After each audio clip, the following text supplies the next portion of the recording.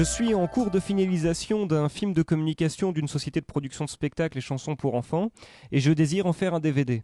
Je vais donc utiliser Encore DVD car je veux créer un DVD avec des menus permettant de lire tout le film ou de lancer directement des chapitres. Nous verrons par la suite les fonctions avancées d'Encore DVD comme la création de menus dans Photoshop, mais aujourd'hui je vais créer un DVD en utilisant que les fonctions de base d'Encore DVD. Dans Premiere Pro, je prépare mon film pour mon DVD, donc je place dans la timeline les différents points de chapitre. Dans Premiere, on définit ces points de chapitre indifféremment avec des marques non numérotées ou numérotées. Donc là, je place une première marque non numérotée. Et dans l'onglet chapitre, je peux définir le titre de ce chapitre. On retrouvera ensuite tout ceci dans Encore DVD. Donc là, ça concerne le travail en studio. Ensuite, j'ai un chapitre qui débute à cet endroit-là. Donc je vais placer une marque non numérotée en passant cette fois par le menu. Je double-clique dessus. Il s'agit de la présentation de l'équipe de musiciens. Et j'ai un troisième chapitre que je dois faire débuter ici. Cette fois, je place la marque avec cet autre bouton qui est une troisième possibilité ici. Et ce chapitre concerne la démarche artistique de cette société de production. Alors je vais maintenant exporter mon film. Alors je pourrais l'exporter en MPEG 2 avec les options d'exportation de l'Adobe Media Encoder comme on l'a vu dans d'autres tutoriaux. Mais là je vais choisir juste d'exporter ma séquence en AVI DV parce que je veux avoir encore une certaine latitude de modification sur mon film. Et maintenant dans Réglages il y a deux fonctions essentielles à configurer. Donc la première chose que l'on désire faire, bien entendu, c'est que les points de chapitre que l'on a placés dans notre timeline soient reconnus dans Encore DVD. Donc pour cela, on l'a vu, on peut placer des marques non numérotées ou numérotées, et surtout, il est essentiel de donner un nom de chapitre à ces marques en double-cliquant dessus. Sinon, Encore DVD n'applique pas les marques comme point de chapitre. Et ensuite, il faut bien entendu exporter ces marques avec notre AVI. Donc là, j'appuie sur l'option compilation pour vérifier que chapitre est bien coché. Les points de chapitre seront donc bien exportés. L'autre élément important comme option, c'est si on désire faire des modifications sur notre film alors qu'on est encore en train de travailler dans Encore DVD, il faut avoir coché les incorporations de projet. Donc il ne faut pas que ce soit sur aucune, mais bien sur projet. Ça permettra donc de rouvrir notre projet Premiere Pro à partir d'Encore DVD si on désire faire des modifications sur le film. Donc là, j'enregistre l'AVI avec le nom par défaut du projet. Dans Encore DVD, je crée donc un nouveau projet, bien sûr au format PAL, et je vais tout de suite importer dans mon projet le film que je viens de créer dans Premiere, et je l'importe en tant que montage. Donc voici mon film, mon AVI, DV, et comme je l'importe en tant que montage, eh bien Encore DVD crée automatiquement une timeline. C'est cette timeline qui Encore DVD va pouvoir permettre de créer les liens avec les menus. Donc on voit bien ici dans le moniteur de visualisation que c'est le film que je venais d'exporter. Et on retrouve tous mes points de chapitre. Et dans la palette propriétés des chapitres, on voit bien les différents noms que j'avais indiqués dans Premiere Pro. Je vais tout de suite créer mon menu principal. J'appelle donc la palette bibliothèque qui contient tous les médias livrés avec Encore DVD, de type bouton, menu, etc. Et on peut également rajouter les siens. Avec ce bouton-ci, je ne vais afficher que les menus. Et ici, dans le menu déroulant, j'ai accès à différentes thématiques. Il y a d'ailleurs des thématiques supplémentaires à celles livrées d'origine, puisque j'ai rajouté les menus gratuits qu'on peut télécharger sur le site d'Adobe après l'enregistrement du produit, comme ici donc la thématique tech, où on voit des menus dédiés au sport. Donc moi, pour mon film, je vais rester dans cette thématique générale et prendre le menu point radian. Donc pour créer mon menu, il suffit que je double-clique ici, sur le nom du menu. Je peux fermer maintenant cette fenêtre. Je vais ramener à 50% pour voir l'ensemble de mon menu.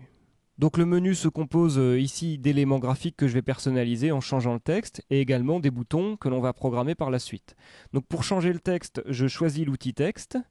Je n'ai qu'à cliquer sur l'élément, le sélectionner et à personnaliser avec mon propre texte. Idem pour le texte du dessous.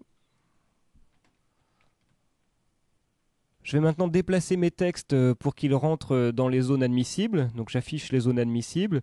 Ici, il faut que les textes rentrent dans cette zone-là, qui est la zone de titre visible. Et on voit que si je sélectionne mes textes donc avec l'outil de sélection, ils sont sélectionnés ensemble. Là, je les déplace avec les flèches du clavier. Donc ces deux textes sont groupés. Si je veux les déplacer séparément, il faut que je prenne l'outil de sélection directe. Ce qui me permet là de les déplacer séparément. Je vais maintenant nommer mes boutons. Donc là, j'ai plus besoin de voir mes zones admissibles. J'ai un premier bouton qui va me permettre de lire directement tout le film, et un autre qui mènera à un sous-menu qu'on va créer juste après, qui permettra lui d'avoir accès aux différents chapitres. Je reprends l'outil de sélection, et là je sélectionne les différents boutons, je maintiens Maj pour ajouter celui-ci, et au clavier, j'appuie sur Supr, ce qui supprime tous les autres boutons qui ne me sont pas utiles. Pour créer le sous-menu, je retourne donc dans la palette Bibliothèque, et là je vois que le menu que j'avais choisi, menu.radian, est livré en modèle aussi avec un sous-menu, sous-menu.radian. Donc cette fois, je vais créer le menu en utilisant ce bouton, qui est une autre variante. Donc je peux refermer la palette. On voit qu'un nouvel onglet a été créé ici, avec mon nouveau menu, que j'adapte à 50% pour le voir entièrement. Donc voilà. On a ici donc à nouveau une zone à personnaliser avec un texte de son choix. On aura un bouton de retour au menu principal qu'il faudra franciser. Et on a différents boutons. Donc ces boutons ont pour but de donner accès aux différents chapitres. Et donc pour cela, il suffit que je prenne les points de chapitre dans la timeline, que je les glisse jusqu'au bouton, ce qui crée en plus automatiquement une imagette représentative du chapitre sur lequel on se trouve. Alors par contre, cette imagette-ci se trouve sur un fondu enchaîné, donc elle n'est pas très représentative. Il va falloir que je la mette à jour. Je vais appeler un espace de travail, comme dans Premiere Pro, on peut se créer ces espaces de travail, les personnaliser. Là, je prends l'espace de travail modification de montage qui existe par défaut. Je rouvre le moniteur. Et je me place donc à un endroit du chapitre 2 qui me semble représentatif pour l'imagette du menu. Je clique sur le point de chapitre avec le bouton droit et je prends Définir l'image postérisée. Ça a donc pour conséquence dans le menu de mettre à jour l'image. Mais bien entendu, le chapitre, lui, continuera toujours à partir du point que j'avais indiqué dans Premiere Pro, le point de chapitre 2 que l'on voit ici. D'ailleurs, si je déplace l'image postérisée à d'autres endroits, on voit bien qu'elle continue à se mettre à jour et ça n'affecte uniquement que l'imagette. Donc là, je fais 2 fois CTRL Z pour revenir à ce que j'avais défini. Pour ne pas avoir à retaper le texte ici, je le sélectionne, je le supprime.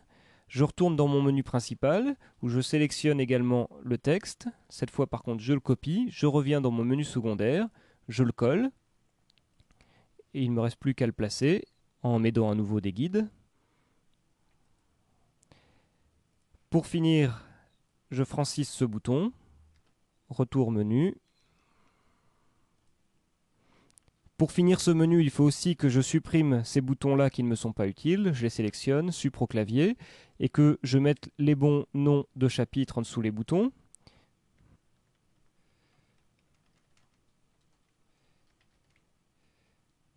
Alors là, par contre, je vais devoir faire aller ce texte à la ligne, et je vais devoir le modifier.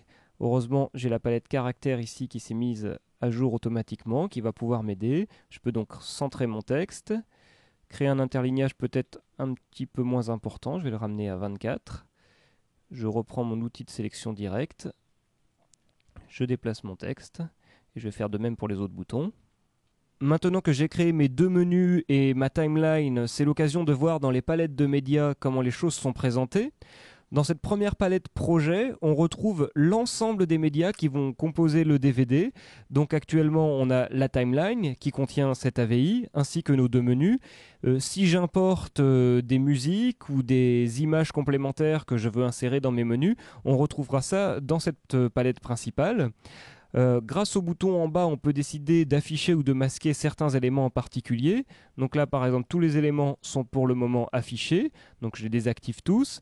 Avec ce bouton-ci, je peux décider de n'afficher que mes timelines ou que mes menus. Donc là, je réaffiche tout. On a également 2 autres palettes, une dédiée spécifiquement au menu et une autre justement au montage. Et on trouve plus d'informations à propos des menus dans cette palette. Là, par exemple, on a l'ensemble des informations des boutons relatifs au menu principal ou des boutons relatifs au menu secondaire. En ce qui concerne la palette qui donne les informations sur les timelines, on a là des informations complémentaires par rapport à ce qu'on avait dans la palette projet qui donnent des informations sur les points de chapitre contenus dans cette timeline. Dans le prochain tutoriel, nous finaliserons la création de notre DVD. Donc nous irons de la programmation des liens, des menus et de la timeline jusqu'à la gravure du DVD.